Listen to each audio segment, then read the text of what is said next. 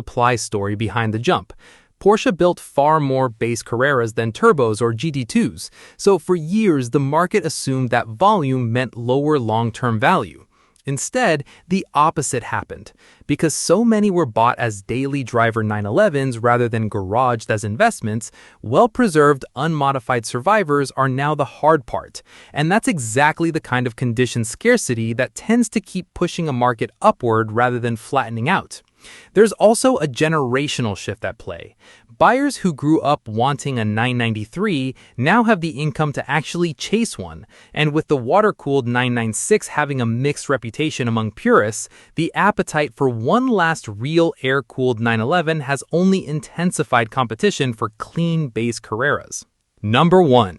The car Porsche itself once tried to distance from the brand, the Porsche 912, built from 1965 to 1969, then briefly revived as the 912e in 1976.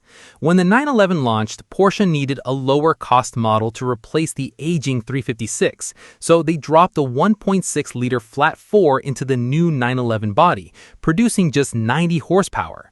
Purists mocked it for decades as the 911 without the engine, and for most of its life, it sold for a fraction of what any 911 commanded, often for as little as $8,000 to $12,000 even into the 2000s.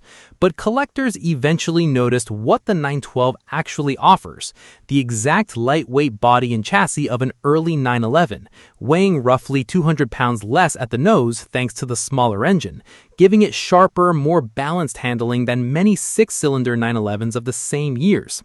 That combination of rarity, early 911 styling, and genuinely engaging dynamics has sent prices soaring. Well-sorted 912s now sell for $70,000 to $100,000, with numbers matching low-mileage cars crossing $120,000 at auction.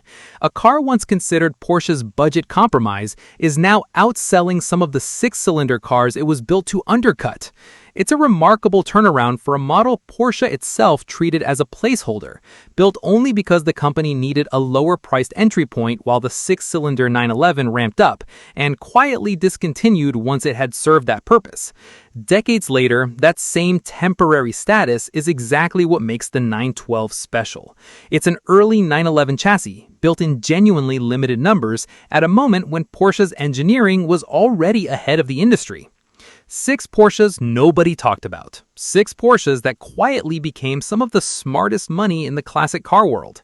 If this list surprised you, imagine what's still sitting in driveways, undervalued, waiting for the market to notice.